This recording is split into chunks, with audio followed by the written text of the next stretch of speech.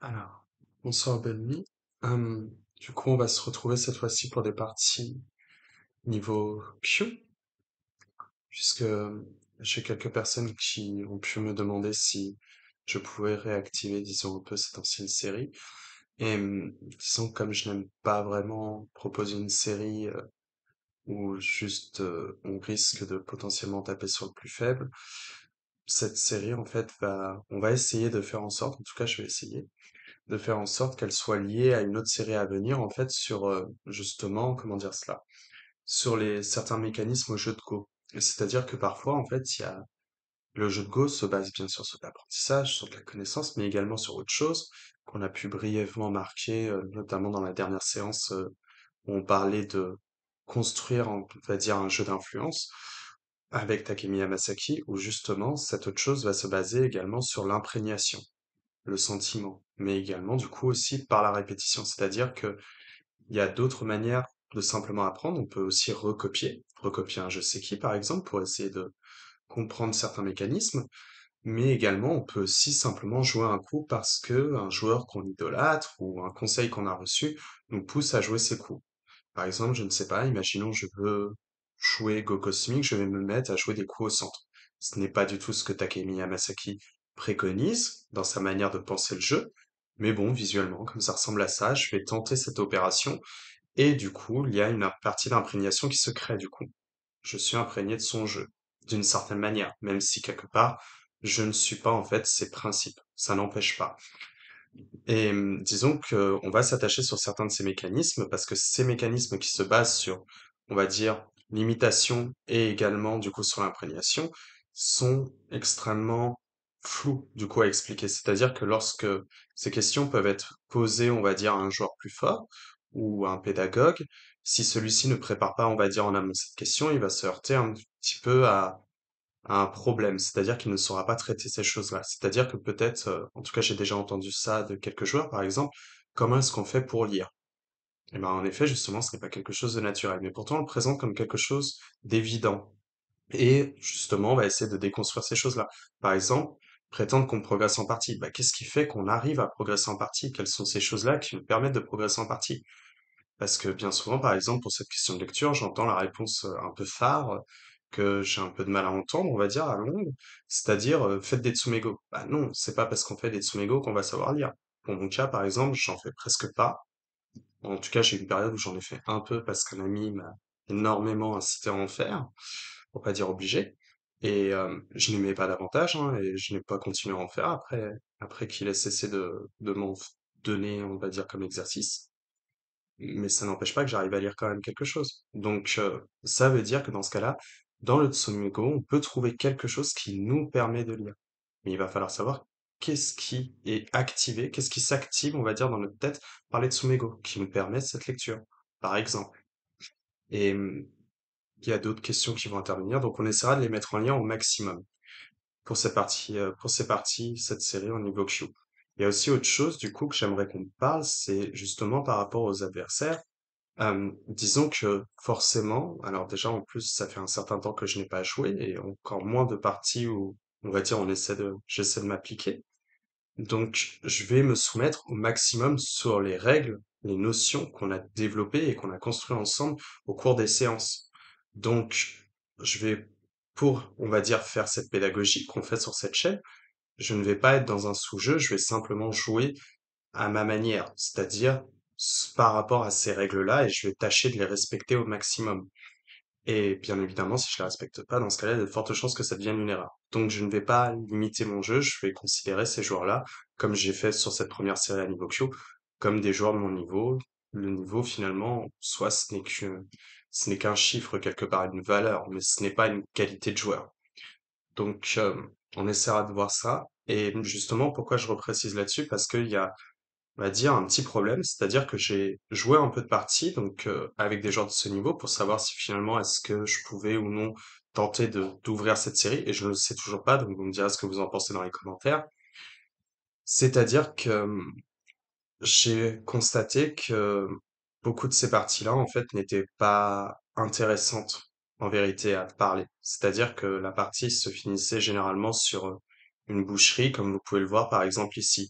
mais surtout sur des choses assez incroyables. C'est-à-dire que par exemple, pour faire une petite expérience à la suite de cette partie notamment, j'ai, un peu plus d'une trentaine de parties, sciemment abandonné des parties. C'est-à-dire qu'on était au petit IEC, donc des coups qui sont à se disputer qui valent entre 1 et 3 points, et j'ai abandonné la partie. À la suite de quoi, j'observais, un peu à la manière d'un sociologue, quelque part, le comportement de mes adversaires. Parmi cette un peu plus d'une trentaine de joueurs, deux m'ont demandé pourquoi que j'avais abandonné, expliqué qu'en fait j'étais devant, et se sont excusés de ne pas avoir abandonné avant. Pour le reste, on va dire une grande partie, la majorité, ceux-ci ont simplement remercié, pas toujours, et sont partis de la partie, pour relancer une autre partie parfois, et d'autres fois simplement se déconnecter. Et il y en a une autre partie, cela représente un cinquième du total des joueurs avec qui j'ai pu jouer, qui ont continué, en fait, qui ont lancé le commentaire de la partie. Et depuis ce commentaire de partie, ont essayé de m'expliquer pourquoi, en fait, cette partie, je devais l'abandonner. Et justement, il s'agit de parties généralement du coup qui étaient gagnées entre 70 et 275 points par exemple. Je crois même que je suis monté à 300 pour l'une d'entre elles. Mais malgré tout, ils expliquaient pourquoi justement ces parties-là, je devais les abandonner. Alors que je rappelle, on est au petit EC. Et cela me pousse aussi à une autre question, c'est-à-dire que je l'ai vu avec cette partie et je vous la demande, c'est-à-dire qu'est-ce qui vous pousse à continuer une partie lorsque vous l'avez perdue, c'est-à-dire qu'elle est complètement perdue. Ici, par exemple, comme vous pouvez le voir, alors j'étais blanc dans cette partie, noir est, disons, décédé au nord, du coup, vers le coup 81. Le groupe en 71 n'est pas vivant si jamais j'ai l'occasion de jouer en L14, parce que L14 va alors conduire au Tetsuji en O15, donc ce groupe-là est potentiellement mort pour l'instant. Si blanc répond, il est mort. Pour l'instant, ça va, il peut survivre. Le groupe en 93 est décédé et le groupe en 113 est également mort. À ce moment-là, on regarde les positions de blanc. Ben, la position de blanc annexe, en 18, elle est complètement vivante, elle a 2 yeux. La position en 4, elle a également 2 yeux. La position en 20 a également 2 yeux.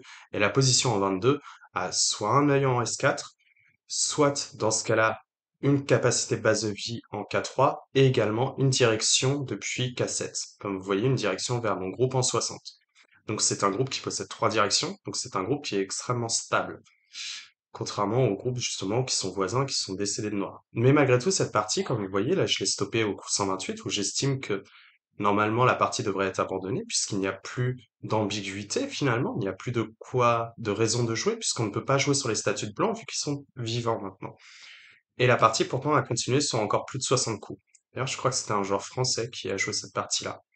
Et justement, je me pose la question, c'est-à-dire que vous avez le droit de continuer une partie autant de temps que vous le souhaitez. Enfin, autant de temps que vous le pouvez plutôt.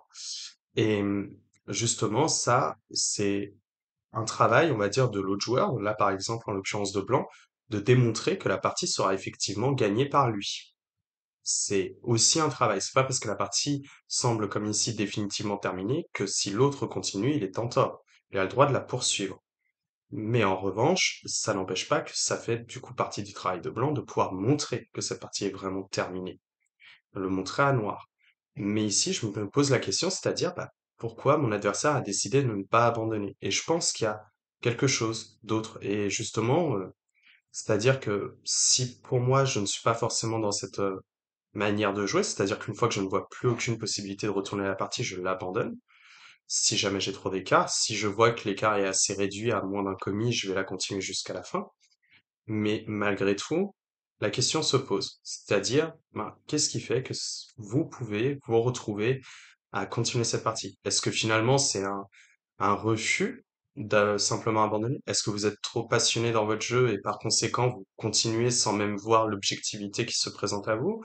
Ou alors, par exemple, ce qui peut également, je suppose, arriver, c'est-à-dire simplement estimer qu'en fait, vous ne deviez pas perdre cette partie et que votre adversaire a possiblement mal joué, puisque c'est quelque chose que j'ai déjà pu entendre, et dans ce cas-là, continuer la partie au maximum parce que vous trouvez ça injuste, le résultat qui s'ensuit. Donc vraiment, c'est une question que je me pose et bah, j'espère que vous pourrez me répondre à cela. C'est pas question de poser un jugement de valeur, comme je le dis. En fait, ça, c'est un problème de conscience qu'a chacun. C'est-à-dire que là, par exemple, si Blanc est pas content, bah, c'est à lui finalement de prendre sur lui-même. C'est-à-dire que vous n'avez pas le droit d'obliger ce que vous pensez bon à votre adversaire.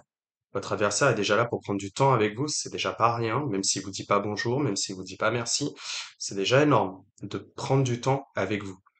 Donc, au-delà de ça, ce que vous jugez bon ou pas, c'est important, mais en revanche, vous n'avez pas à l'imposer aux autres. C'est un peu ce que dirait finalement Robespierre, c'est-à-dire la liberté des uns s'arrête là où commence celle des autres. C'est un peu sa fameuse phrase que Emmanuel Macron a décidé de reprendre pour expliquer un second reconfinement, en modifiant complètement la parole, et ça a eu le don de m'arracher les cheveux. Mais du coup, ouais, je me pose cette question, et je pense que ce serait pas mal qu'on arrive en fait à se mettre au clair là-dessus. Bref, du coup, j'espère que la vidéo vous plaira malgré tout. Et il me reste plus qu'à vous souhaiter un bon visionnage. À dans un instant. Alors, sur Open on se retrouve pour une partie avec un joueur qui est troisième Q. Il est japonais et...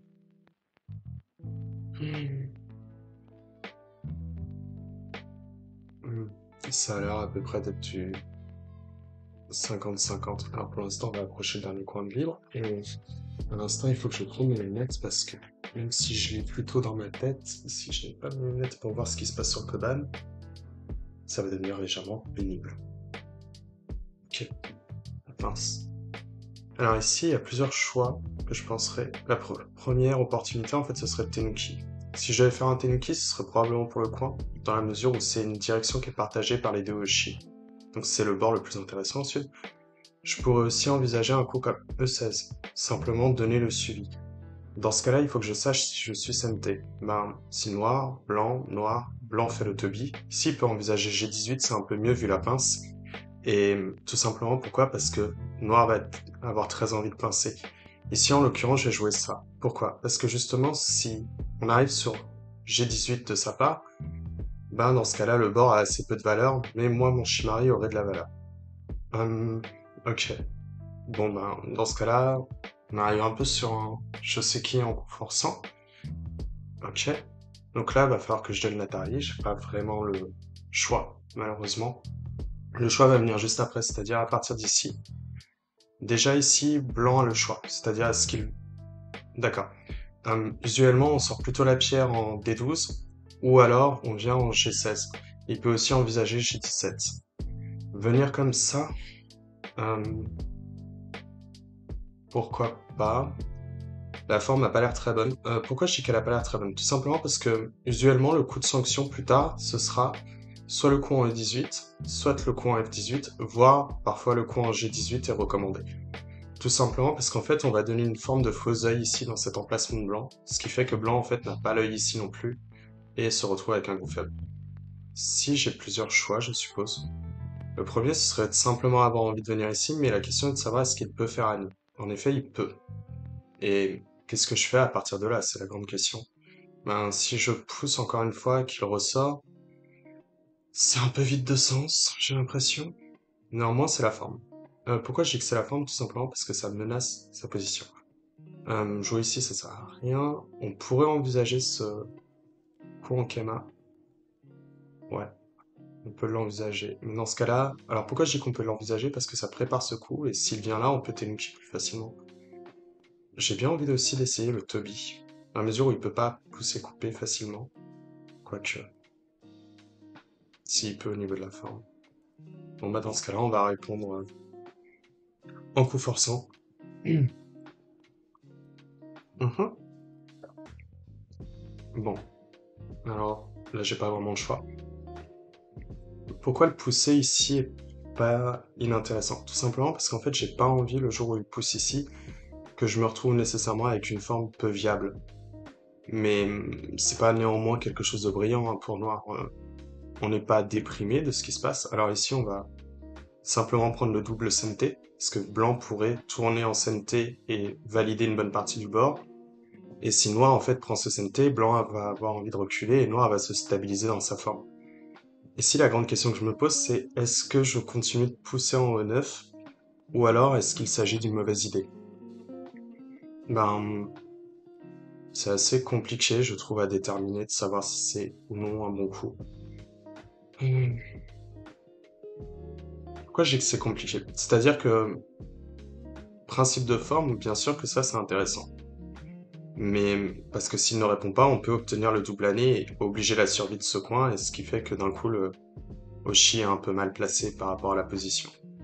Mais le forcer à reculer change un peu le nerf de la guerre, c'est-à-dire que si je pousse qu'il recule, je vais avoir envie de récupérer le coin pour éviter qu'il puisse avoir un Shimari et du coup développer un bord à 39 points. C'est pas très grave hein, de laisser ce bord-là, pour l'instant. Je pourrais aussi avoir envie de tout de suite venir là. C'est vrai. C'est bien le coup déjà à jouer, je me souviens plus. Venu ici, ici, coupe, Atari, venu, capture. Oui, c'est bien le coup à jouer. On va jouer ce coup-là. Je crois qu'ici j'avais le droit à E18. Pourquoi? Tout simplement, ça va être plus facile, en fait, pour Noir de réussir à stabiliser ce groupe sans forcément faire cet échange dans la mesure où je sais pas s'il est bon, en fait. Et si je peux mettre la pression sur ce groupe-là en stabilisant celui-ci, ben, je vais pouvoir récupérer le coin plus naturellement, puisque lui aura l'impératif de stabiliser cette forme-là. Que je me souvienne par où commencer. Si j'ai ici qu'il recule, je vais avoir envie de venir là, mais ça ne sert à rien parce qu'il peut venir ici. Donc si j'ai ici qu'il recule, ça n'a pas l'air très bon. Donc je crois qu'il faut mieux que je commence par là, c'est ça? Si venu, coupe, ici, sort, connexion, descente, connexion. Et donc encore protégé. Et je peux revenir là. Et là, venu... Ah. Dans la mesure où... Alors là, je laisse le doute. Je me souviens plus. Il me semble ici que G16 est mieux, mais... C'est-à-dire que je me souviens plus dans le Shoseki, en fait, dans la suite de Shoseki. Si G18 est mieux que G16. Donc je laisse le doute ici. Déjà que ça fait assez longtemps que je joue plus vraiment. Donc en plus, imaginez... bien sûr. Alors là, il peut sortir la pierre s'il veut. Ça va être assez compliqué parce qu'on va pouvoir revenir tuer le coin. Donc vaut mieux qu'il capture simplement et noir capture. Ce qui fait que blanc n'a plus de position extérieure intéressante, comme vous voyez au nord. Mais au moins il garde sa position dans le coin et il faudra encore qu'il stabilise ce groupe. S'il cherche à sortir à tout prix la pierre, il le fait pas. On aurait simplement connecté et dans ce cas-là, il aurait dû rajouter encore un coup pour essayer de tuer et nous on serait venu achever le coin. Ce qui fait que cette force obtenue n'aurait pas été intéressante parce que, comme vous voyez, on va capturer. Elle fait position face au shield noir. Donc c'est pas très passionnant pour lui. Là, il peut envisager F18 s'il le souhaite. C'est pas du tout une obligation. Pourquoi je dis que c'est pas une obligation? Parce que noir ne va pas répondre. Tout simplement. Ok. Maintenant, il faut savoir quoi jouer. On pourrait avoir envie de 17 pour aider ce Bonucci obtenu, tout simplement. Mais ce groupe-là, j'aime pas du tout pour l'instant la position qu'il a. J'aimerais mieux le stabiliser. Mais si je pousse comme ça, est-ce que c'est intéressant ou est-ce que je dois le faire autrement? Là, faut regarder les directions de ce groupe dans ce cas. Il a une direction ici, comme vous voyez, en direction du bord est, et une direction en direction du bord sud. Donc ça, c'est une direction qui est partagée, comme vous voyez, moi aussi, je peux avoir cette direction ici. Donc probablement qu'il faut envisager quelque chose par ici. J'ai bien envie de répondre simplement comme ça. Ça peut être pas mal. Faut lire.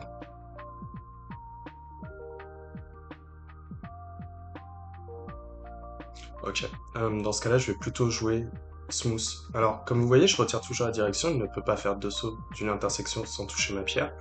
Oui, s'il veut. Mais en revanche, si je préfère celui-ci, c'est simplement que s'il tourne, je vais pouvoir hériter d'une bonne forme assez facilement. Ok.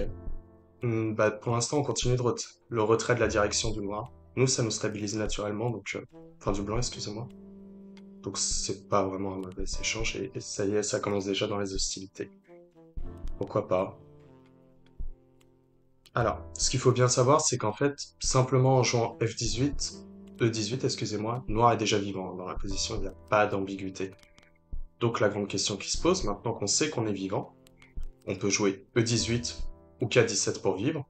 La question est de se dire, est-ce qu'on Tenuki ou alors autre chose qui donnerait sens à cette pierre, c'est-à-dire que là on a retiré une direction, c'est-à-dire est-ce qu'on n'essaierait pas de séparer cette pierre-là de ce groupe pour mettre la pression. Et c'est probablement ce qu'on va faire. Ici je réfléchis plutôt au coup à l'épaule. Pourquoi? Tout simplement parce que s'il répond, comme vous voyez, on va naturellement relier avec ce groupe.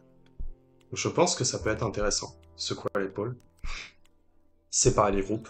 Le but, c'est pas de tuer, hein, c'est juste de maintenir les groupes dans des stabilités précaires. Dans la mesure où maintenant les groupes de noirs sont plus stables, si on a un groupe qui est potentiellement attaquable, c'est la condition liminaire de jeu. Donc ça veut dire que dans ce cas-là, nous, on va savoir quoi jouer en termes de direction pour la suite de la partie. Alors que si on décide de faire un Tenuki, ben peut-être que lui va se renforcer encore une fois dans la zone et pouvoir mieux attaquer déjà notre position, ce qui sera un peu dommageable. Et aussi, derrière, on va peut-être se perdre dans les directions. C'est-à-dire que lui prenant aussi des directions, s'il n'attaque pas, va peut-être finalement hériter d'un avantage, ou alors Noir ne validera pas en tout cas ses acquis, et ce serait un peu dommage. Ici, je réfléchis bien à G18. Pourquoi? C'est simplement un coup de réflexe, c'est pas bon. Généralement, du coup, quand on envisage un coup de réflexe par instinct. En gros, je pense qu'il est en train de se dire que s'il fait l'angle vide, il peut peut-être couper, mais on va juste reculer. Venir ici pour recul. Donc ce coup-là est pas si dingue en vérité, hein. Pourquoi je dis qu'il est pas dingue? S'il vient là, qu'on pousse là, bah là il va simplement reculer avec nous. Et moi je préférerais envisager qu'il sorte le Toby ici pour jouer ce coup-là. Ce qui fait que j'aurai un miaille entre le recouvrement comme vous voyez ici ou le point vital qui sera juste ici. Ah ok, juste échange. Hum, du coup c'est là qu'il faut se poser les questions. Pourquoi je dis qu'il faut se poser les questions? C'est-à-dire que, officiellement, on peut envisager de retirer la dernière direction, et ce qui ferait que le groupe de blancs serait faible. Maintenant, la question à se demander, c'est est-ce que vraiment ça enferme bien? Il faut réfléchir à ce coup-là, qui est le point vital du Nick and Toby. S'il vient là, on vient ici, cut, on va avoir envie de venir là, il va venir ici, on capture, et il déchire tout. Donc si on vient ici, qui vient là, on aimerait pouvoir répondre ici ou là. Si on répond là, qu'il monte, on fait quoi? Ah c'est vrai, tiens. S'il capture, on peut juste tourner. Recapture, on peut revenir ici. Ok. Donc on va pousser une fois. Pourquoi? Tout simplement parce qu'en fait, je peux apparemment reculer si j'ai cet échange en plus. Oh, et il prend la base de vie. Pourquoi pas, hein, y a pas de problème. Maintenant, on sait que G18 pourrait nous intéresser en termes d'échange.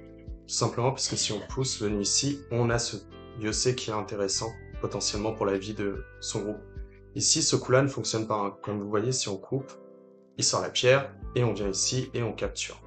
Donc là, on retire la direction du groupe principal, c'est le groupe le plus important stratégiquement pour Blanc, puisque c'est lui qui représente le plus de points. Et comme vous voyez, d'un coup, ben, les deux Oshin noirs travaillent plutôt bien ensemble.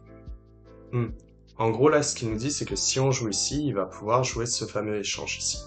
Ce qui fait que si on bloque, il joue l'Atari, venu ici, il connecte, et il a relié l'entièreté du bord en plus du coin. Donc nous, on sépare. On veut bien qu'il vive, mais on ne veut pas en fait lui donner la vie avec un nombre de points conséquent pour autant. Et mince, ça arrive sur le carré de charpentier. Alors officiellement, normalement, le carré de charpentier, c'est supposé être vivant lorsqu'il y a un problème de reliure ici. Mais je n'ai pas de problème de reliure. D'ailleurs, c'est assez vieux pattern hein, ce qui joue notre adversaire de ce qu'on voit. Donc du coup, je peux venir ici prendre cette position qui est potentiellement intéressante en retrait de base de vie. Et maintenant, la grande question, c'est est-ce que oui ou non, ça se tue? Et comme je suis très mauvais au Tsumego et que ça ne changera pas, enfin pas tout de suite, si on joue B18, venu en A18, on vient en C18, venu ici, il peut venir là, et c'est un ko. Donc, ici, ici. Ouais, c'est un ko, on peut aussi jouer là. Ah non, d'accord. Bah, on va juste jouer le point vital. Donc, pour l'instant, là, le groupe de... Oh, ça marche. En gros, c'est un peu un Tewari, c'est-à-dire qu'il inverse l'ordre des coups, plutôt que de répondre directement ici. La question est de savoir est-ce que ça fonctionne. C'est-à-dire que, officiellement, je peux simplement répondre là, comme vous voyez. S'il capture, je viens, et vous voyez que c'est vivant par ko. Mais c'est un ko qui est un peu ennuyeux, donc on préférerait avoir à répondre ici. Si on répond ici, qu'est-ce qui se passe? Venu ici, on vient là, vient ici. Non, ça reste un ko. Bon bah on connecte, il n'y a pas de problème. Ça ne change rien à son problème de vie pour l'instant.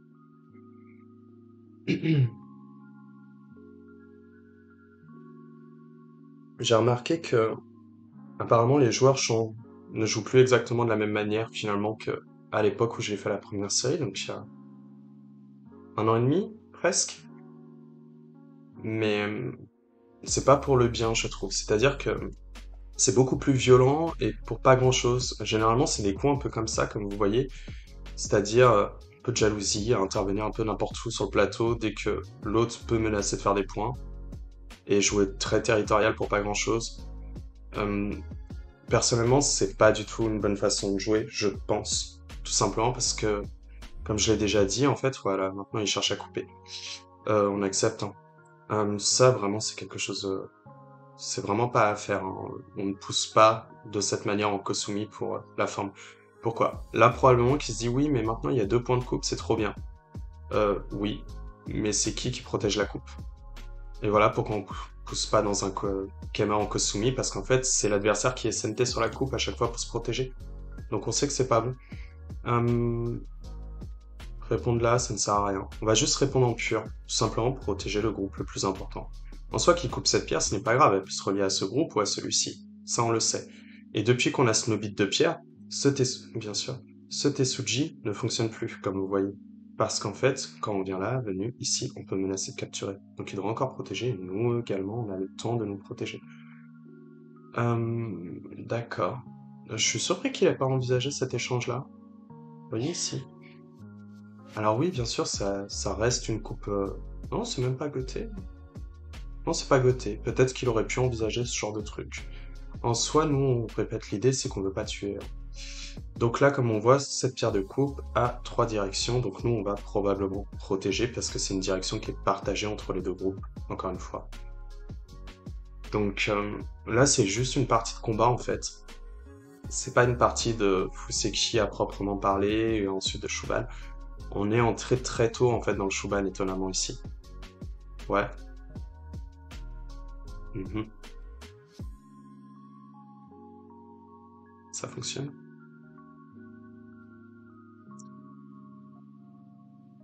Oui, ça pourrait fonctionner éventuellement. S'il vient ici, on descend là, et ça pourrait faire Seki. C'est marrant qu'il joue comme ça. C'est-à-dire que si on joue ici, il prétend qu'il peut jouer là. Mais nous, on a 2 libertés, encore une fois, pour bloquer ici. Quand il vient, on peut jouer là et juste se connecter en pur. La question est de savoir, est-ce que c'est un Ko qu'on a envie de jouer dès maintenant? Ben, faut regarder les menaces de Ko qu'il possède. Elle en possède une ici, une, voire 2 ici. C'est à peu près tout. Donc, moi, je serais plutôt enclin à jouer ce coup déjà pour commencer, ça, y a pas de problème. Mais peut-être pas lancer le coup directement, mais le laisser comme une épée de Damoclès sur le jeu de blanc. C'est-à-dire qu'on peut revenir en C19 quand on veut, mais comme on a un peu moins de possibilités à jouer la menace de Ko, enfin à jouer des menaces de Ko que notre adversaire, je vais plutôt préférer simplement continuer la partie. Donc là, il faut réfléchir à ce qui est intéressant. Déjà, il y a 2 groupes potentiellement attaquables, 3 maintenant. Celui-ci, on pourrait retirer la direction, il sortirait et ce serait un peu vide de sens parce que si on vient ici, on construit vers quoi? Bah, vers un bord qui n'est ni tout à fait à blanc ni tout à fait à noir. Maintenant, il y a celui-ci. Alors la direction ici, c'est la même chose, hein, on va le pousser vers son Oshi, c'est mieux pour lui. Venir ici, ça pourrait être intéressant parce que ça réduit la base de vie et ça fait que blanc n'est pas vivant. Et venir ici est également aussi intéressant.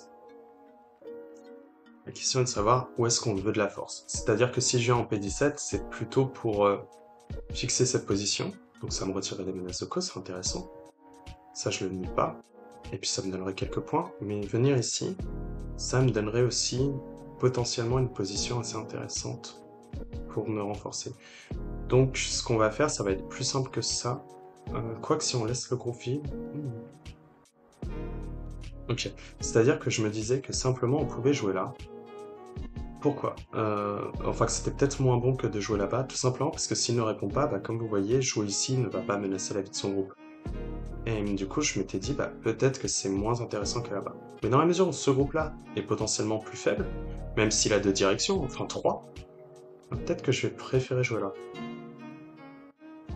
Ouais, on va faire ça. C'est-à-dire que je vais partir de mon groupe le plus faible. Je peux attaquer potentiellement 3 groupes. Il y en a un qui, si je l'attaque, je ne le tue peut-être pas, Mais néanmoins, je vais protéger en fait mon groupe faible, donc ça m'intéresse davantage. En termes de points, là pour l'instant, on n'a pas du tout à se sentir lésé de quoi que ce soit. Ouais. Hmm.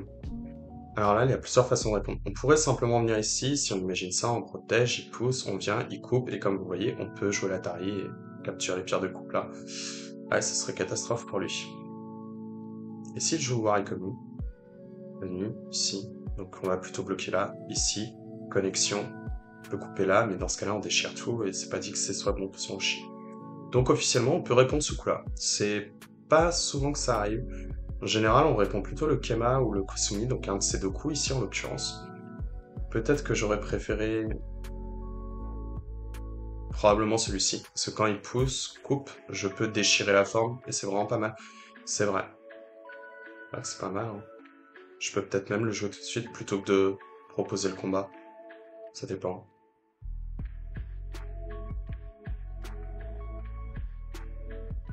Ok, on va le jouer. C'est celui-ci que j'avais dit. Pourquoi je dis qu'on va le jouer? Tout simplement, si on pousse, oui, bien sûr, on peut capturer les pierres de coupe, ce qui fait qu'il peut pas vraiment couper. Mais derrière, s'il accepte l'échange, je me rends compte qu'il peut potentiellement attaquer le Nobi de pierre qu'en fait noir. Alors que si on joue comme ça, bah déjà vous allez voir qu'on va très vite déchirer toute la forme. Donc oui, il va vivre ici, mais il vivait déjà. Donc en fait là, il est juste en train de faire du Yosei au détriment de cette pierre.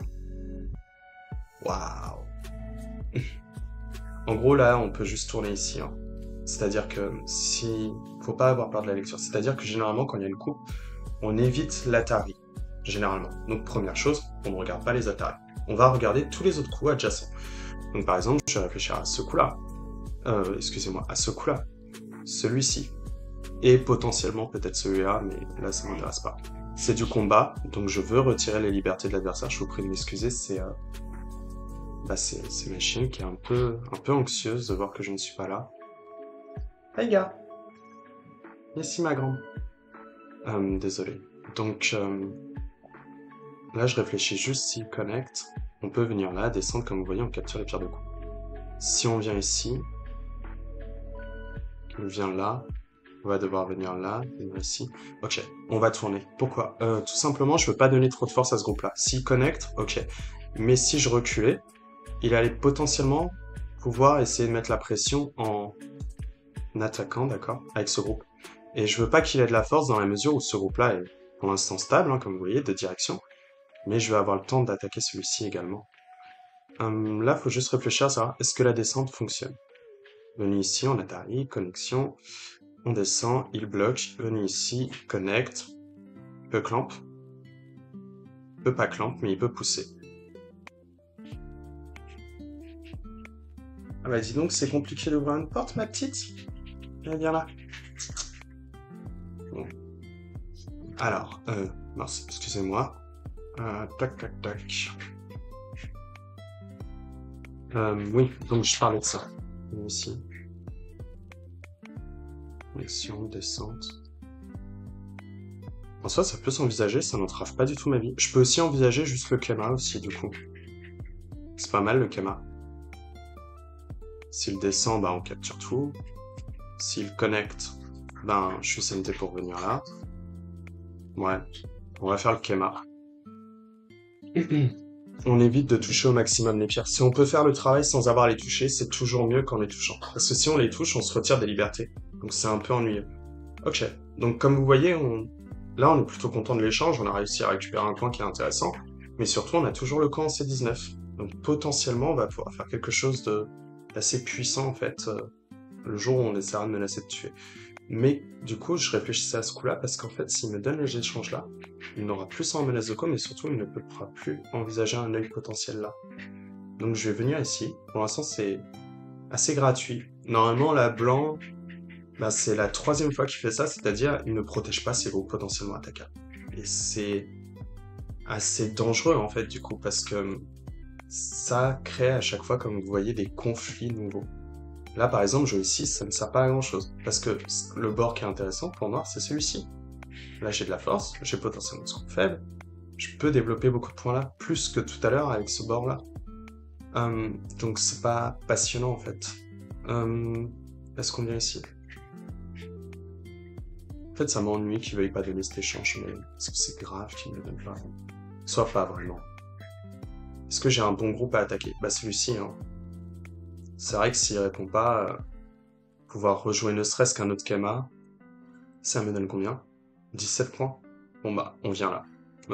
17 points, honnêtement, je sais pas comment lui arrivera à faire 17 points de coup. Donc, dans la mesure où on est en avance, c'est bien de simplement prendre les points sûrs. Et comme vous voyez, en fait, les points sûrs, ça n'a rien à voir avec l'idée de prendre un Shimari en R6. Ça a l'idée de revenir à chaque fois à la condition primaire. S'il y a un groupe faible, on va mettre l'offensive dessus parce que l'autre ne pourra pas se défendre. Et s'il insiste, auquel cas on n'est pas mécontent. Tout simplement pourquoi? Parce qu'on peut alors essayer de développer des points ailleurs, en capturant les pierres ou dans ce cas-là, en continuant la pression, plutôt que de faire quelque chose d'un peu lent comme R6 par exemple. Ici, je me demande s'il y a vraiment de la chi. S'il connecte, je descends, il vient là, je viens là, il coupe. Ouais. Il y a vraiment quelque chose de pas clair, on est d'accord, hein, s'il connecte. Donc on va protéger simplement. La question est de savoir comment. J'ai bien envie de jouer ce coup-là. Pourquoi? Parce que tout simplement ça va retirer la base de vie, mais celui-ci peut-être peut s'envisager. S'il vient là. C'est pas dingue, hein, on peut tourner. Mais est-ce que je peux connecter s'il vient là? Ben, il doit revenir là. On peut aussi envisager le kick. Mais j'ai pas envie de l'orienter vers ce groupe-là.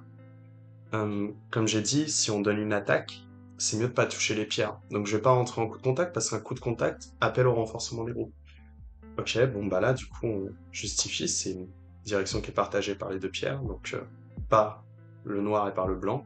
Celui qui obtient ce coup-là pouvait potentiellement essayer de chercher à avoir sa vie gratuitement. Donc c'est intéressant. Et il joue ça. Je sais pas si j'ai envie de répondre à ce coup-là. Pourquoi? Déjà, faut regarder une chose. Si je viens là, qu'il vient ici, je viens là, il coupe, je viens ici. Est-ce que j'ai ce chicho? Un instant, je ne l'ai pas. Ok. Donc peut-être que ce Kema, parce que je réfléchissais à celui-ci pour me dire que ça brisait le chicho, et que je vais attaquer ce groupe-là, est peut-être pas si passionnant que ça. C'est le coup naturel, parce qu'on retire la... Ouais, c'est ça, on retire les dernières directions. Ce qui ferait qu'il y aurait plus qu'une base de vie. Ah là là, et puis comme ça fait longtemps que je ne joue plus, c'est assez compliqué à savoir quoi jouer. Et du coup, je sais que si ce coup-là ne fonctionne pas d'office à cause de ça, je vais préférer un coup en R12. Ça, déjà, c'est ma certitude. Jouer R12, est-ce que c'est grave? Non, pas vraiment. Donc on va admettre que O5 est intéressant. Tout simplement parce que de toute façon, si on laisse ce coup-là, une fois qu'on a obtenu la force, ben ça fait que ce groupe-là n'est potentiellement pas vivant. Là, en l'occurrence, on réfléchira peut-être au kick avant de jouer un R12. Tout simplement parce que ça va, certes, lui le renforcer, mais nous également, en fait, pour préparer l'attaque. Ça sort réellement ce coup-là? Si ça sort, c'est grave ou pas? Je sais pas, hein. Je suis pas certain que ce soit grave en fait qu'il sorte. On peut aussi envisager ça maintenant qu'on a obtenu une belle force ici. Vous voyez, si on vient là, qu'il vient ici, en fait on va juste venir là. Connexion, on pousse, et ce qui fait qu'il a plus de base de vie et la force obtenue fait barrage ici. Mais s'il peut jouer un coup comme ça, non ça va, on peut reculer. Et ce coup-là, est-ce qu'il se fait couper? Non. Donc non, je vais pas répondre ici, ça c'est une certitude. Est-ce qu'on préfère R12 ou est-ce qu'on préfère R8? R12 ou R8? Peut-être qu'on va prendre R12. Pourquoi je préfère R12? Tout simplement, j'oublie pas ce qui se passe au nord, hein.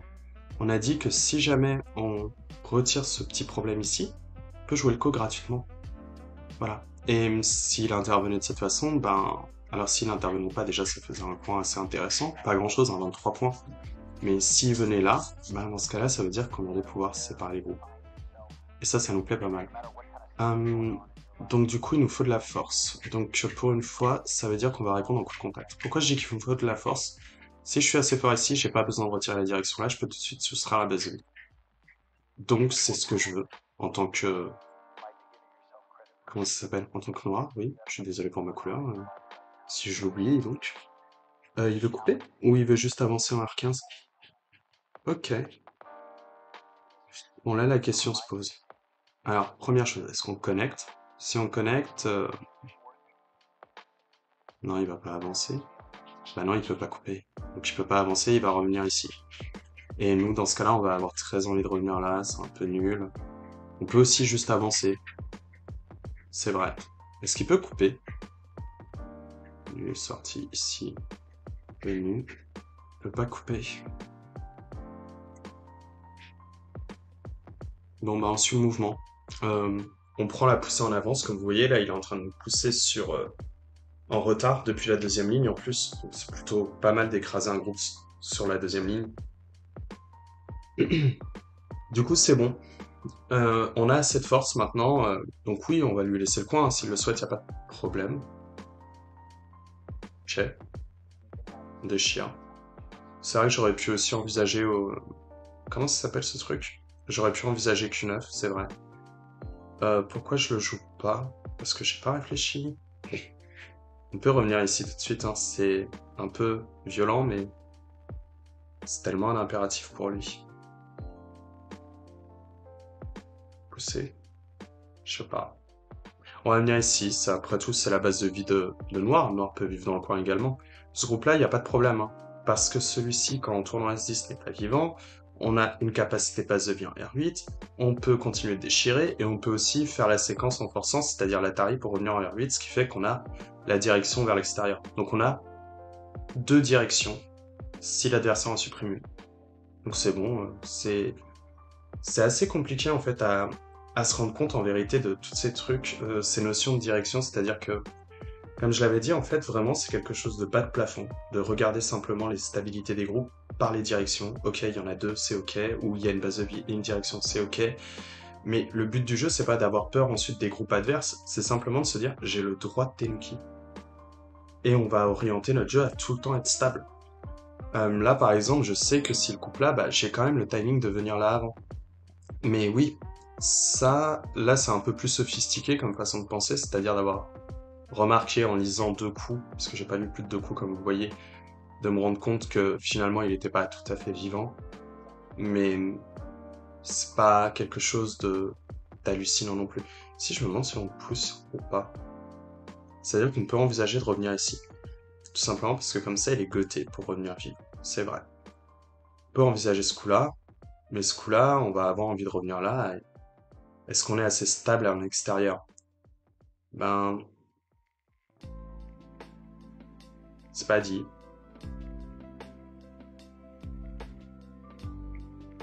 Vraiment, j'aime bien ce coup-là, hein. Mais si je l'aime bien, c'est que c'est pas un bon coup. Euh, pourquoi je dis ça? Souvent, quand j'ai des coups un peu lentés de cette façon, c'est que l'IA me dit non, non, t'es complètement à l'ouest. Et comme de toute façon, il faut que j'essaie de corriger les défauts qu'il y a déjà dans mon jeu, là on fait l'échange rapide comme ça. S'il fait son œil ici, c'est goté. Première chose, c'est intéressant pour nous. Maintenant, on peut revenir là. Donc, il a un œil goté, mais pas d'avantage. Nous, c'est toujours pareil, on a une direction qui est très facile à prendre, ou la déchirure, donc deux directions, on est stable. Enfin, deux manières d'aller vers le centre. Là, c'est pas deux directions, c'est deux manières d'aller vers le centre. Ouais, je sais pas pourquoi il pousse comme ça. En revanche, ouais, alors là, ça... voilà. C'est... C'est toujours étonnant de voir qu'à 3Q, on pense à faire ces genres de coups, hein. Vraiment, c'est pas bon. On ne retire pas la G quand il y a une position qui est complexe pour nous. Parce que sinon, vous retirez les chances, les capacités de jeu pour l'avenir. Là, j'ai bien envie de jouer ça, mais s'il répond gueule de tigre, comme vous voyez ici, ben, je vais avoir une mauvaise forme. Donc du coup, je crois que ce coup-là est mieux. Ou alors celui-ci. Allez.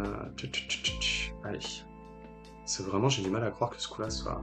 C'est-à-dire qu'en fait, on va répondre ici si il vient ici en gueule de tigre.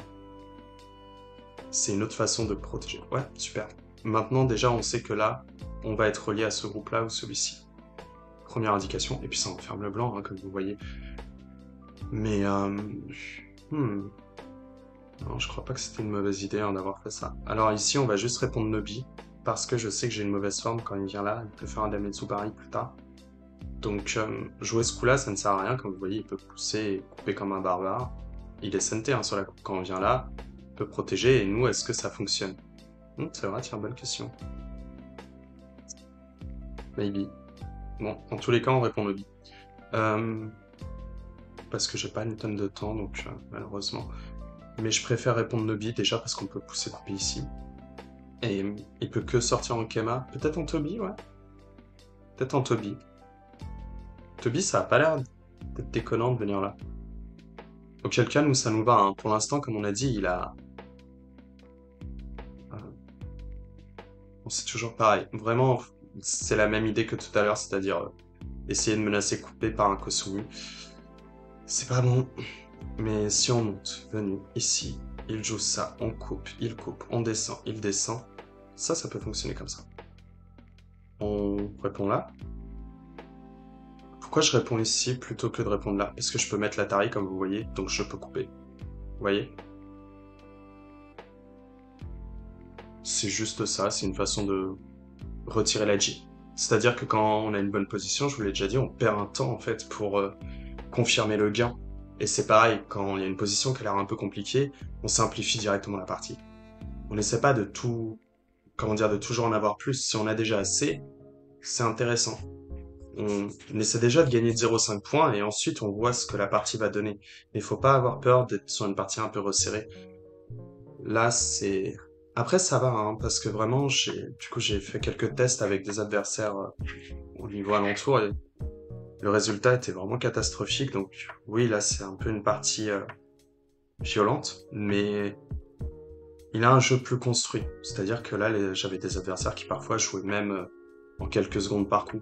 Là, par exemple, c'est pas inintéressant de pousser parce qu'il veut savoir s'il peut un jour faire un Geta, mais c'est pas vraiment accessible à cause de ce coup-là. Vous voyez, quand on vient là plus tard. Mais moi, je me demande, du coup, est-ce qu'on peut pas jouer ce coup-là plus tard? Vous voyez? C'est peut-être possible. Hein. Du coup, ça voudrait dire que potentiellement, alors on va pas le faire, hein, mais potentiellement, on aurait pu avoir le droit au année. Waouh! Bah du coup, on va peut-être pas se priver de ce potentiellement, comme je disais. C'est-à-dire que là, j'ai très envie de venir ici, pour venir là, venir ici. Et là, il a deux problèmes à protéger. Là, ça craint. C'est bien là, bien ici. Non, ça craint pas.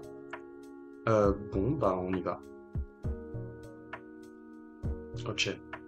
Oui, parce qu'il faut regarder quand même si ce groupe-là est capable d'encaisser le fait que on va perdre un temps et le renforcer un peu pour qu'il puisse vivre. Alors je revérifie juste ma séquence si j'ai mal dit quelque chose. Parce que l'air de rien, ça a l'air banal hein, de penser cela comme ça. Mais oui. Tac, tac, tac, tac, tac, tac. Ok. J'ai mal lu quelque chose dans ma séquence. Bah pas de problème, hein, on accepte. Alors là, j'ai peut-être joué un mauvais coup. Ah mais c'est vrai, j'ai 5 périodes. Ah bah je vais prendre plus de temps. Du coup, c'est pas mal de vérifier la séquence même quand on la joue, parce que potentiellement on peut faire une erreur.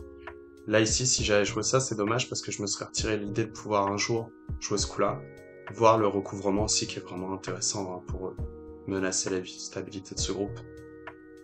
Pour l'instant, prendre l'œil ici, ça nous intéresse pas. C'est un privilège, mais c'est rien de plus. Nous, ce qui nous intéresse, c'est simplement de sortir. Donc on va le faire de la manière la plus simple du monde. Là, c'est pas la manière la plus élégante qu'on a trouvé de sortir, mais ça fonctionne suffisamment.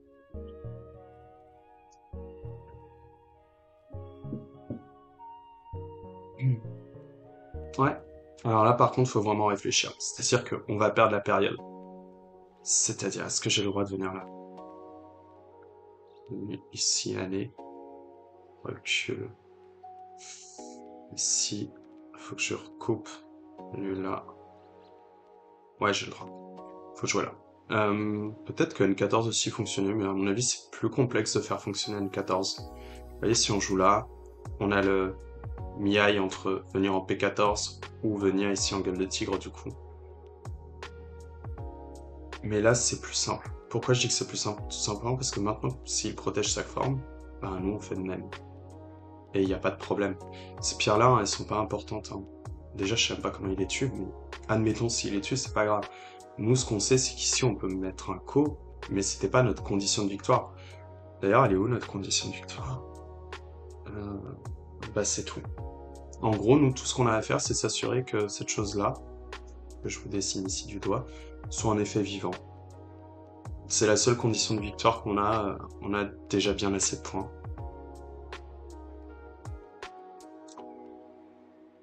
Mais oui, comme vous voyez, là, j'avais des adversaires, je crois qu'ils ont joué, genre, ils ont utilisé 3 minutes de leur temps. Et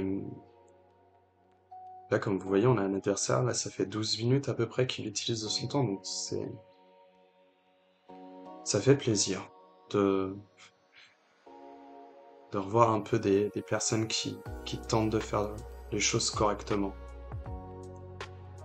Parce que oui, jouer vite, c'est, comment dire, bien sûr qu'il y a un côté un peu virtuose d'être capable de jouer vite, mais quoi ça sert de jouer vite si c'est pour faire des erreurs, et surtout en plus, alors ça c'est quelque chose que parfois certaines personnes peuvent le dire, MDZ a déjà pu le dire, notamment à cause des parties officielles de tournoi, mais l'une des manières où on progresse le plus fort, en vérité, c'est simplement en jouant, mais de manière appliquée. C'est-à-dire qu'il y a beaucoup de joueurs qui disent pour jouer, il faut perdre 1000 parties. C'est-à-dire que ben, même en comptant toutes les parties que j'ai pu jouer en jouant n'importe comment, c'est-à-dire en blitz, je crois même pas avoir vraiment atteint les 1000 parties encore aujourd'hui. En revanche, moi je dirais qu'il faut pas jouer beaucoup, il faut simplement jouer bien. Donc vaut mieux faire une partie de temps à autre qui soit de qualité, plutôt que de vouloir surcharger votre partie avec un nombre absolument ahurissant. Il veut vraiment couper. Je me demande. Je peux driver hein, tout de suite. Vous voyez, s'il vient là, on repousse. Vient là, non. On vient là, il vient là, et on connecte. Bon, c'est pas intéressant. On va perdre la période. Et on va venir tout de suite couper. Comme vous voyez là, en fait, c'est plus question de forme. C'est-à-dire que là, on a un nez à tête de 3 pierres, comme vous voyez. Ici, on a potentiellement un nez à tête de 2 pierres, et à cause de cette pierre, on sait qu'il y a une forme de snapback ici. Pour aussi parler de clamp. Donc en fait, là, c'est juste tous les points vitaux que Noir est en train de jouer, soudainement. C'est-à-dire que on a pris du temps pour avoir une meilleure forme, pour mieux combattre, et une fois qu'on a accumulé cette force, c'est bon, on peut être assez agressif sur notre manière de jouer. Bien sûr, on connecte, y a pas de problème. Ça vise vraiment à rien d'autre. Là, vous voyez, maintenant, on peut throw-in. Enfin, jouer à l'intérieur. C'est pas vraiment un throw-in, c'est Warikomi, je crois que ça s'appelle. Ah, vraiment, ça fait... C'est bizarre d'être rouillé comme ceci. Donc c'est suffisant.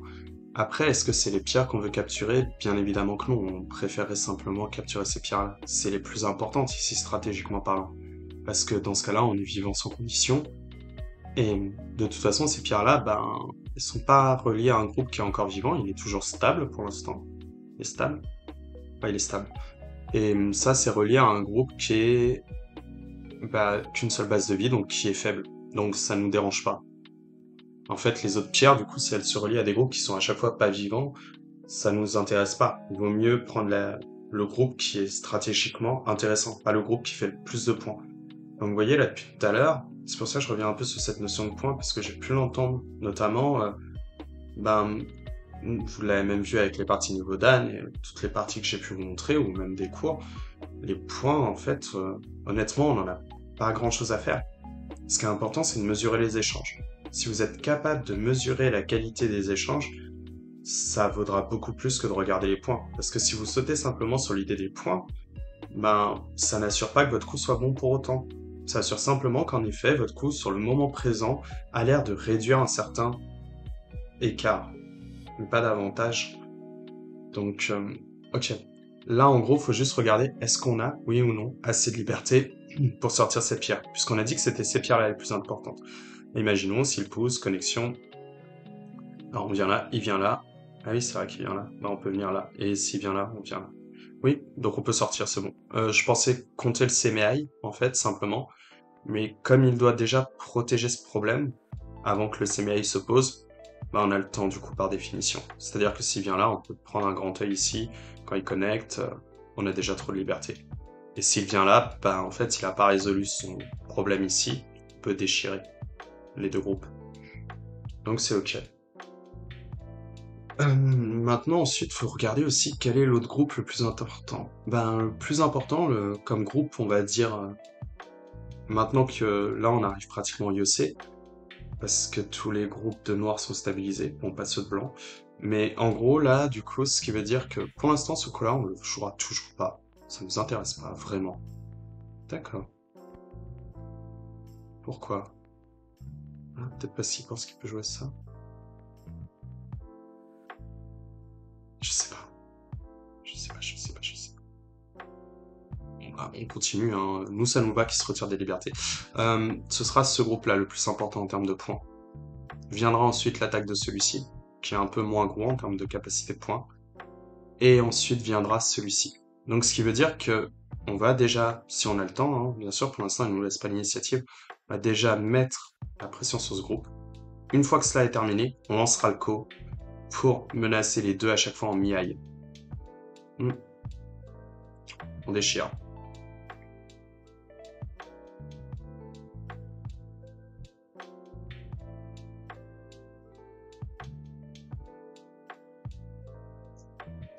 Je peux pas encore, hein, vous voyez, jouer là. C'est probablement ce qu'il imagine, c'est-à-dire throw in, venir ici, Atari, pousser, connexion et revenir là et se dire ah mais en fait non, il y a quand même de liberté, donc non, vraiment, ça marche pas. Et je pense que c'est quelque chose comme ça qu'il devait avoir en tête. Mais d'ailleurs, comme vous voyez, c'est pas vraiment la lecture, en fait, hein, qui différencie ici, qui nous différencie dans cette partie, c'est plus la compréhension de nos formes. Essayer de pas faire de mauvaises formes, mais surtout aussi essayer de ne pas laisser les groupes faibles. Parce que là, depuis tout à l'heure, en fait, ce qu'il lit, comme vous voyez, je lis pas très très loin non plus, mais lui non plus apparemment. Et à chaque fois, il est refloué par rapport à la réponse de l'adversaire. Donc à mon avis, il doit lire une séquence qui fait maximum 5 coups et encore, bien sûr. Et nous on capture juste, on retire la chip. Et une fois qu'il a lu cette séquence, en fait je pense qu'il lit qu'une seule variation. Parce qu'il y a plusieurs moments où il a bloqué dans le jeu. Donc je ne pense pas qu'en fait il est en train d'imaginer plusieurs variations possibles à partir d'un coup, ou plusieurs coups possibles pour lire différentes variations.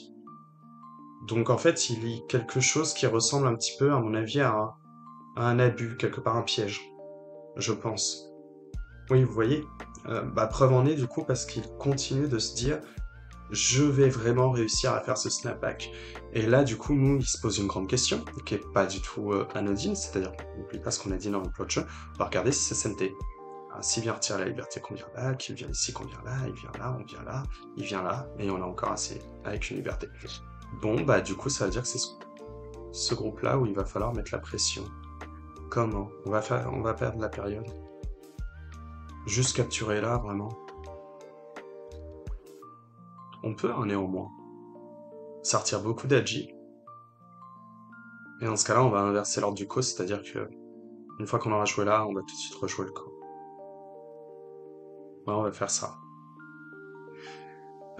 Pourquoi? Tout simplement parce qu'en fait, je sais pas vraiment comment... Il faut que je protège cette pierre pour vraiment attaquer, parce qu'on va rentrer dans une séquence de combat. Mais je sais pas comment la protéger. En revanche, comme ça, je vais justifier la protection de cette pierre, j'ai enfin réussi mon but. Et maintenant, c'est très bien. Parce que du coup, ça veut dire que je peux combattre. Pour menacer de tuer. Alors que tout à l'heure, j'en avais pas la force. Et on cherche la justification encore une fois. C'est-à-dire que quand un coup ne marche pas, on va essayer de savoir pourquoi est-ce qu'il ne fonctionne pas. Et bien souvent, en fait, ça va nous donner l'idée de quel coup qui est à jouer juste avant. Et parfois même, ça va nous faire changer notre manière de penser le jeu aussi. Parce que parfois, ça ne marche pas parce que le timing est mauvais. Et plutôt que de foncer à jouer ce coup-là en se disant oui, mais je pense qu'il est important, on va essayer de travailler autour pour le rendre important en fait. C'est un peu plus efficace. Là, vous voyez, il peut s'amuser à déchirer, nous, il n'y a pas de problème. Parce qu'on peut throw in, comme vous voyez, bien sûr. Mais une fois qu'on peut throw in, ça veut dire que ce groupe-là est décédé entièrement.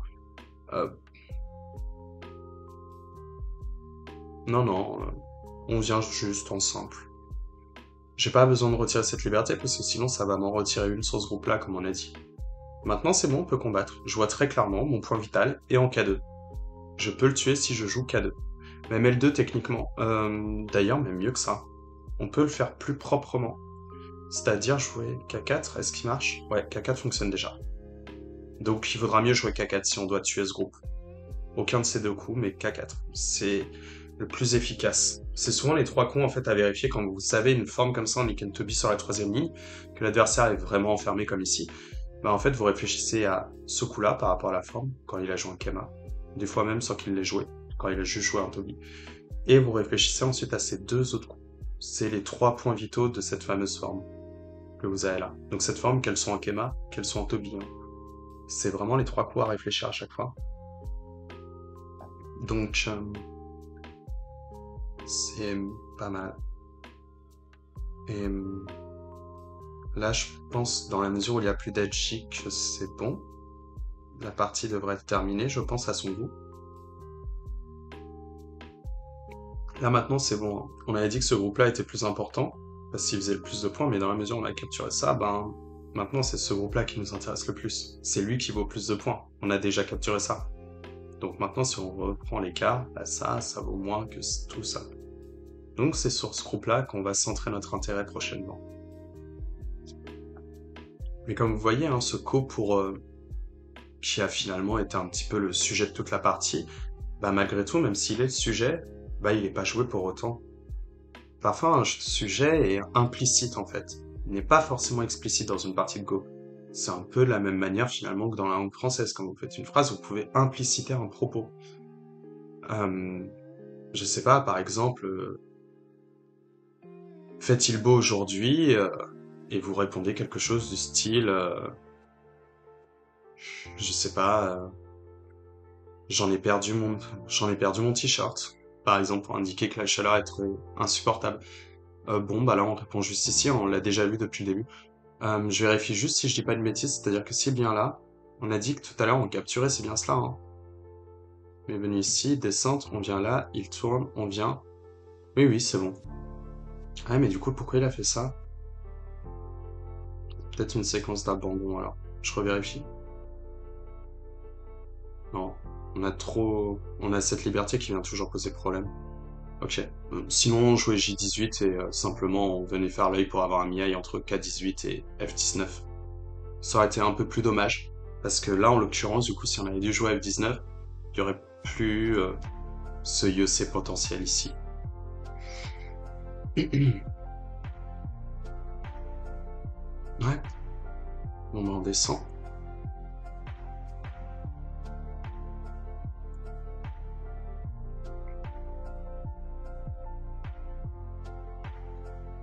Vraiment?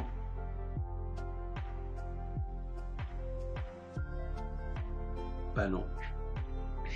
Ok, non, je vois très bien ce qu'il veut dire. C'est-à-dire que peut-être qu'il essaie de faire marcher tout un snapback comme ça, mais s'il pousse ici, oui, bien sûr. Faut pas oublier que du coup, il aura plus que de liberté là. Ouais, vous voyez ici. Là, techniquement, on peut venir ici, simplement. Est-ce qu'on a vraiment besoin ensuite de jouer ça? C'est-à-dire que je me demande, mais si je joue là, on connecte, qui vient là? On vient ici, on est d'accord. Donc on peut capturer. Ici, j'ai presque envie de déchirer la forme ici. Non? Vous en pensez quoi? Je vais perdre la période. Parce que c'est peut-être pas intéressant non plus hein, de le jouer. C'est peut-être plus intéressant de jouer plutôt en M18. S'il vient ici, tac tac, tac tac, tac, tac, tac. Ok. Ok. M18. Je comptais juste les libertés en fait pour savoir si c'était ok ou pas de continuer ces mêlées. Donc là, du coup, on vient d'achever le groupe au nord également. En revanche, on jouera plus le co.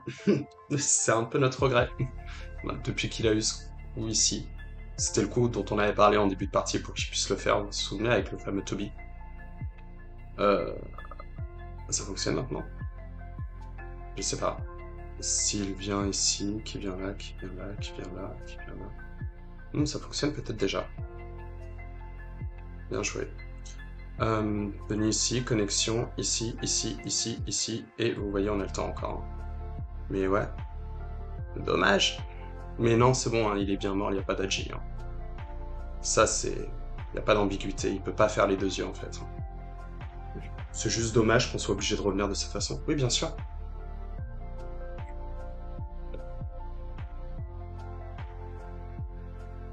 Ça se trouve, on peut même être plus méchant comme ça. Bien sûr. Donc il va jouer ici également, je suppose.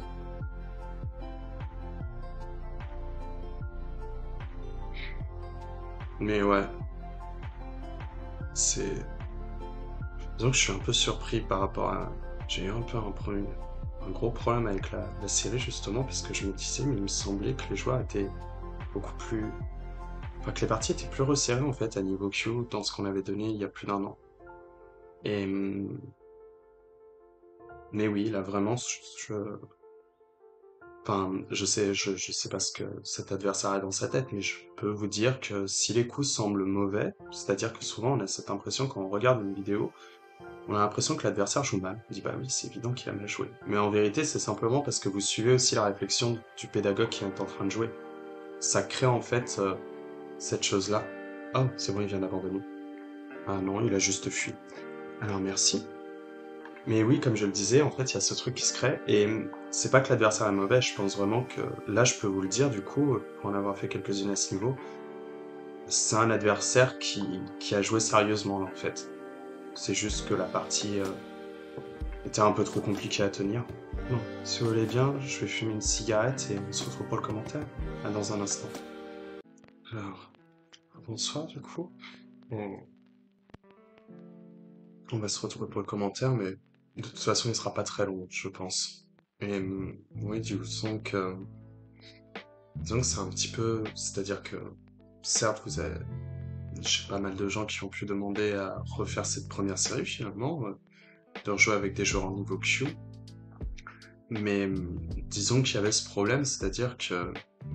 Disons qu'il y a plusieurs façons de vouloir faire une partie pédagogique. Alors là, je parle pas de pédagogie, mais vraiment de partie pédagogique, c'est encore autre chose. C'est-à-dire qu'il y a différentes manières de voir. Il y a des joueurs qui estiment qu'il faut être extrêmement violent sur le plateau, ou en tout cas décider de l'être pour essayer de pousser l'élève ou l'apprenant en fait dans ses derniers retranchements. Je suis pas très fan de cela. Il y a également une autre méthode en fait qui propose dans ce cas-là de simplement faire en sorte que la partie soit plus ou moins équilibrée et où disons le pédagogue va alors faire un sous-jeu dans son Go pour faire en sorte que l'écart ne soit jamais très grand et après subitement remonter la partie d'une trentaine de points IEC. Ça non plus je n'apprécie pas. C'est pas quelque chose que je trouve intéressant puisque justement dans ce cas-là on va montrer des coups qui sont mauvais, des mauvaises façons de réfléchir et l'apprenant ne s'en rend pas compte non plus parce que de toute façon il se fait remonter la partie IEC mais l'IEC, c'est quelque chose qui est très compliqué à comprendre, même à mon niveau, personnellement, moi j'y comprends pas grand-chose, pour pas dire rien du tout même.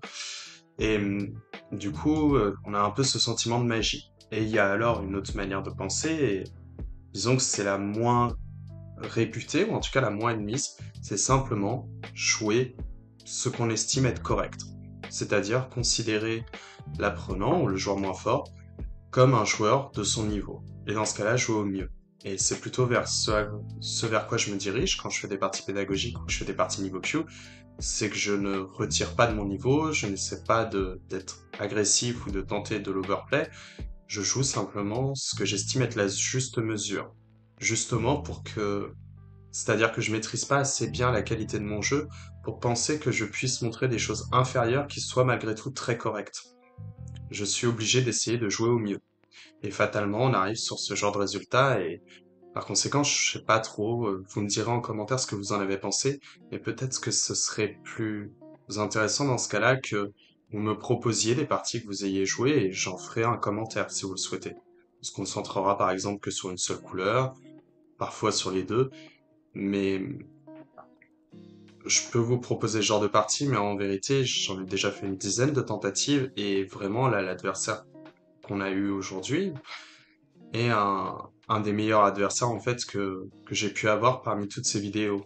C'est-à-dire que c'est pas quelque chose qui arrivera de manière occasionnelle, c'est vraiment compliqué. Et comme vous le voyez, en plus, on risque toujours de tourner sur cette notion, c'est-à-dire, ben, il a pas protégé son groupe faible, et du coup, je suis intervenu sur la condition de base de jeu, et soit il a réussi à peu près à survivre, mais dans ce cas-là, j'ai eu un trop bon gain extérieur, voire alors j'ai pu le tuer. Donc Disons que j'ai un doute, je vais laisser la vidéo postée le temps que vous puissiez me répondre de ce que vous en pensez, est-ce que vraiment vous trouvez cela intéressant ou pas. Et selon vos retours, dans ce cas-là, je verrai ce que je ferai, ou alors peut-être même que je supprimerai la série. Parce que j'ai pas grand plaisir, comme je vous avais déjà dit, à taper sur le plus faible pour montrer ses erreurs. Et je suis plus dans l'idée de savoir comment faire mieux que de dire pourquoi est-ce qu'il est mauvais. Et à ce compte-là, si c'est simplement pour s'amuser à dire que l'autre ne joue pas bien, ben, je peux aussi tout aussi bien jouer, comme vous l'avez déjà remarqué que j'ai pu le faire, donc avec une IA ou un joueur professionnel et me faire complètement ravager. Et vous verrez que là aussi, bah, soudainement, ce sera moi le joueur faible. Enfin bref, vous me direz ce que vous en pensez. Alors, ici, normalement, blanc n'a pas besoin de jouer la pince, c'est pas mauvais, hein, enfin, c'est pas mauvais. Non. Disons que s'il fallait jouer une pince, je pense qu'en effet, la pince en C13 est probablement la meilleure.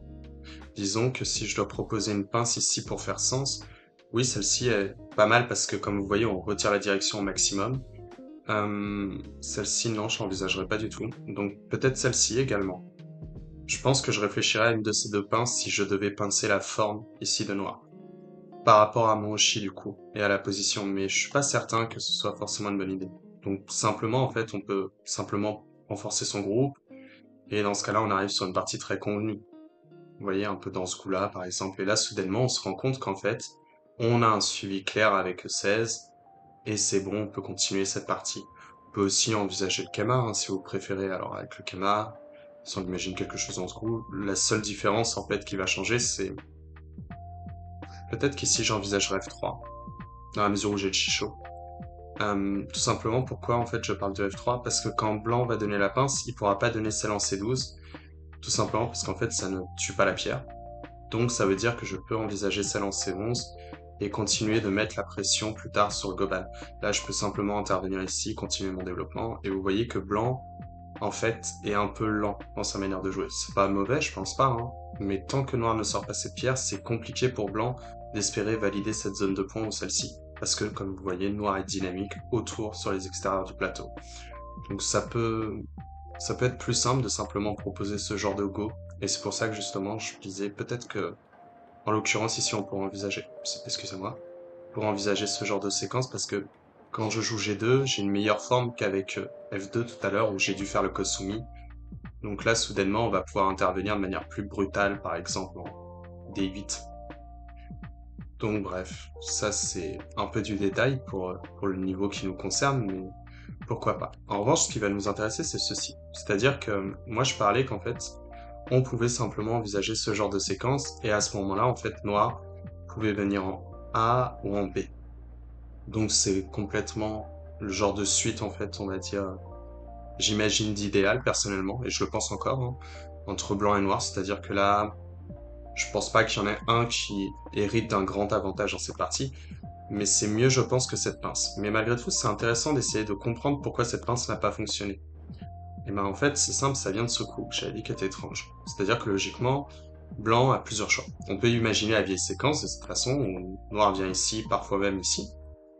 Et ça fait que blanc, en fait, plus tard, a un CNT en B16, mais il est pas très puissant ce CNT pour l'instant. Parce que comme vous avez vu, noir est surconcentré, il a retiré une liberté sur la pierre.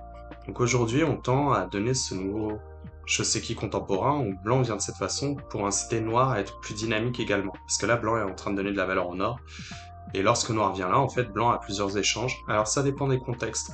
Parfois on imagine A, d'autres fois on imagine B. Souvent c'est B le meilleur coup. Mais en gros l'idée reste sensiblement la même, c'est-à-dire pouvoir surconcentrer la zone. Probablement que blanc fait un Tenuchi. Et plus tard B17 est vraiment entravant pour la vie du noir. Et du coup blanc récupère son coin de manière dynamique, c'est-à-dire qu'il retire la base de vie des deux groupes. Vous pourriez également envisager ce genre de choses. Noir venu, ici, connexion. Et c'est toujours la même mélodie, hein. Blanc va simplement Tenuchi.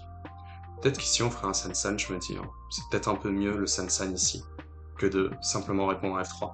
Et toujours B16, en fait c'est pour valoriser B16 qu'on va envisager cela sur concentration, et surtout le coup en G16, pour qu'il soit plus pertinent.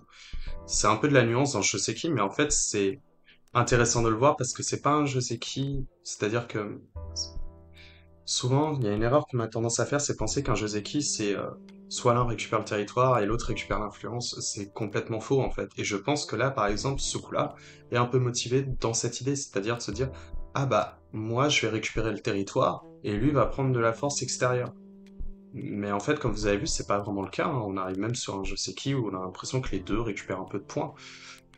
Et la plupart des Joseki, en fait, c'est simplement, on ne raisonne pas nécessairement en termes de force et acquise et de territoire acquis de l'autre côté, ça ne s'oppose pas, c'est qu'en fait, les deux vont recevoir des forces, des inconvénients également et du territoire. Et en fait, c'est simplement le contexte qui va faire que la partie va être plus ou moins intéressante. Donc bref, mais par contre ici, il y a quelque chose, c'est-à-dire ce coup-là. Alors j'ai répondu en disant que c'était le coup qui semblait être le coup de forme, mais je suis pas certain. C'est-à-dire que logiquement, j'avais dit que blanc pouvait en fait répondre là et que c'était un peu mieux que de jouer C12. Je dis pas que c'est bon, mais parfois ça se joue en effet. Et dans ce cas-là, on imagine que noir va essayer probablement de pousser, donc on va au moins pousser jusqu'à ce que le double année ne soit plus SNT. Là, il est plus SNT, donc ça ne sert plus à rien. Et à ce moment-là, on peut revenir tout de suite ici. Et à ce moment, ça va dépendre. Généralement, blanc répond ici. Il y a certains joueurs qui envisagent ce coup-là et d'autres aujourd'hui qui envisagent ce coup-là en prétendant que c'est un excellent coup. Je pense que oui, vraiment. Mais c'est plus dur à maîtriser. Mais comme vous le voyez, on a ces trois coups qui peuvent intervenir à ce moment-là. C'est un Joseki qui est assez convenu. C'est-à-dire que c'est un ancien Joseki un peu revisité par l'intelligence artificielle à partir de maintenant, si on imagine le coup en B ou en C. Mais c'est extrêmement compliqué en fait ce qu'il peut donner pour la suite. Et c'est rarement très très bon en vérité pour blanc. Mais ça se joue, parfois. On peut l'envisager dans certaines conditions. Je vais pas vous dire dans lesquelles, je connais pas assez bien je sais qui, et disons que je suis un peu resté à l'ancien je sais qui. Mais prenant en compte de ceci, je m'étais dit, bah peut-être que je pourrais répondre là. Mais répondre ici, comme j'ai dit pendant la partie, c'est compliqué parce que je n'ai pas assez de force. Et du coup, je pense que j'aurais dû faire la sanction, qui était l'autre coup que je vous avais dit qui existait également. Pourquoi? Alors déjà, première chose, est-ce que blanc peut déchirer la forme? Bah pas vraiment en fait, c'est vraiment ce qu'on estimait la meilleure punition à l'époque. Vous l'avez notamment dans Modern Joseki et Fuseki, le volume 2, mais aussi dans un ouvrage de Taki Hideo, je sais plus lequel, je vous avouerai. Enfin bref. En gros, on va imaginer la poussée, là c'est bon, blanc arrête et va devoir protéger ses deux pierres. Donc blanc va continuer la pression sur le noir. Vous voyez, on menace le Shisho. À ce moment-là, on va menacer un possible Guetta. Donc noir va continuer le recul. Blanc va continuer pour la forme, parce qu'il y a toujours le N à la tête de trois pierres, dans la mesure où ces deux pierres n'ont pas de liberté. Donc ça veut dire qu'il y a toujours un potentiel Guetta. Donc noir va encore reculer. Et c'est bon, maintenant blanc peut revenir vivre dans le coin. À ce moment-là, bah, noir va simplement tourner, blanc protège, et noir continue à être assez dynamique en protégeant son dernier groupe faible. Là, vous voyez que blanc, en fait, n'a pas fait beaucoup de points. Au maximum, il va en faire environ 10.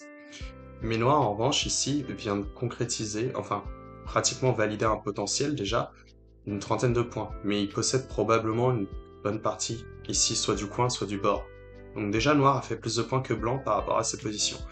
Noir est le premier à se stabiliser, et surtout, il se stabilise de manière dynamique, c'est-à-dire qu'il commence à attaquer de loin ce groupe-là, mais également met la pression sur ce groupe-là. Là, on a du mal à imaginer que blanc puisse jouer un autre coup que celui-là pour tout de suite renforcer la position du bord.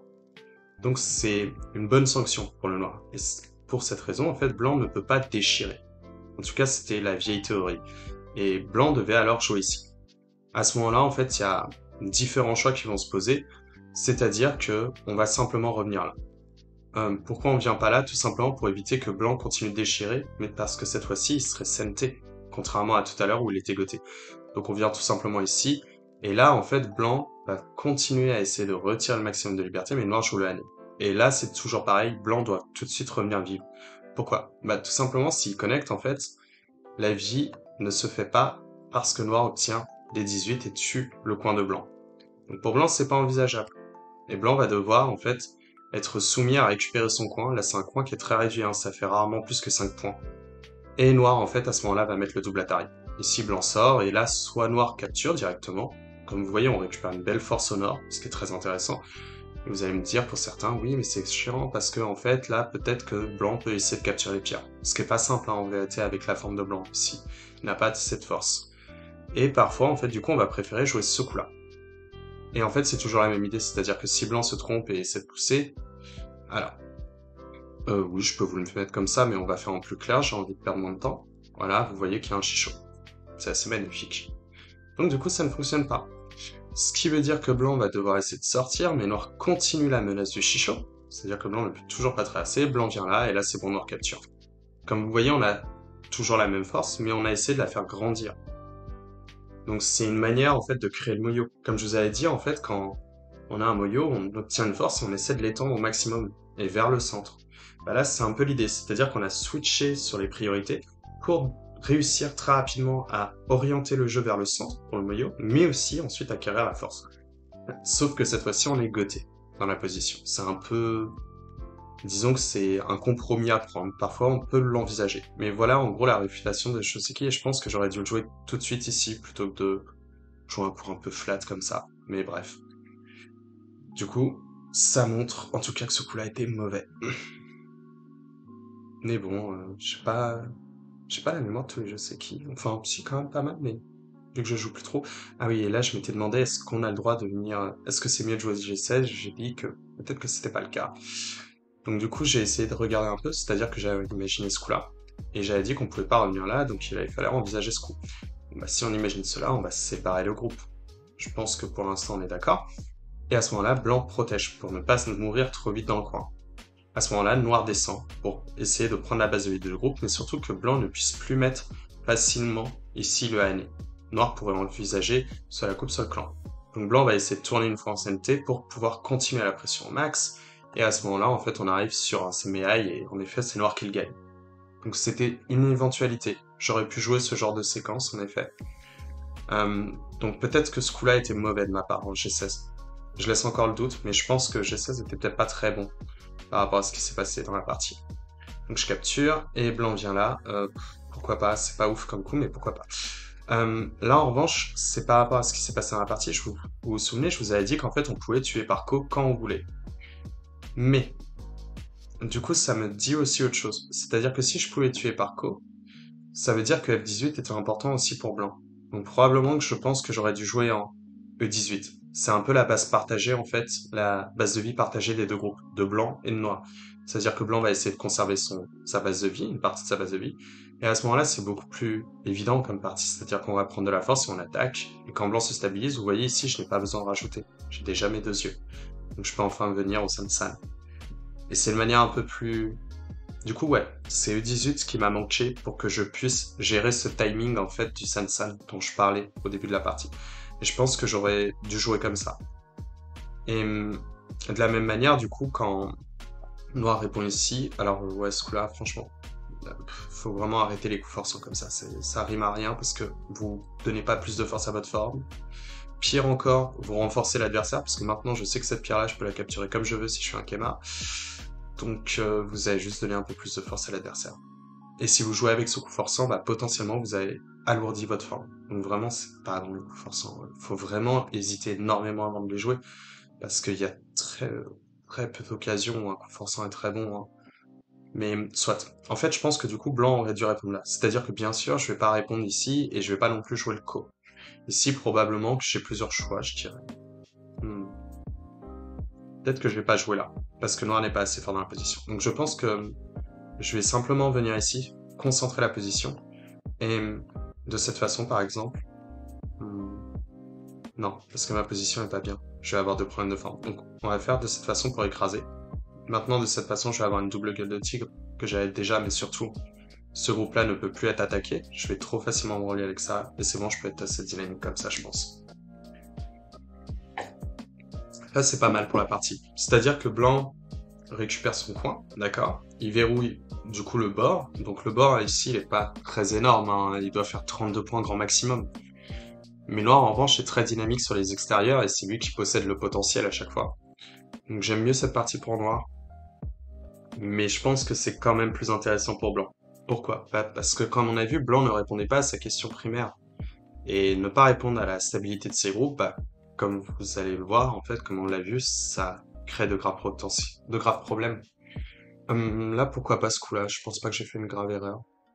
Et blanc qui vient ici. C'est toujours la même chose. Si blanc voulait attaquer mon groupe, je pense qu'il aurait mieux fait de venir ici. Ça me semble plus intéressant.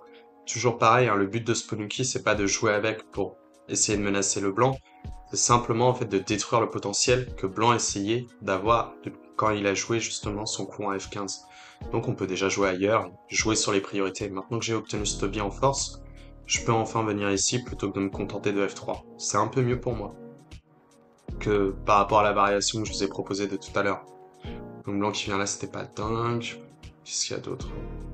Je pense qu'on n'a pas vraiment grand-chose à dire ensuite de cette partie, hein. Non, je pense pas.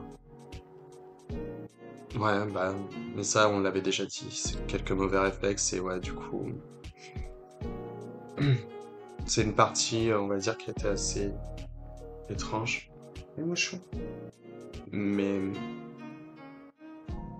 ouais, du coup, vous me direz ce que vous en pensez. Et j'espère malgré tout que ça vous a plu. Si finalement les personnes qui ont pu me demander ce genre de vidéo ben, changent d'avis, n'hésitez pas à me le dire pour que dans ce cas-là, on voit ce qu'on peut proposer d'autre. Mais voilà, j'espère quand même que ça vous avez pu passer un bon moment. Il ne me reste plus qu'à vous souhaiter une bonne nuit. Bonne nuit à vous, au revoir.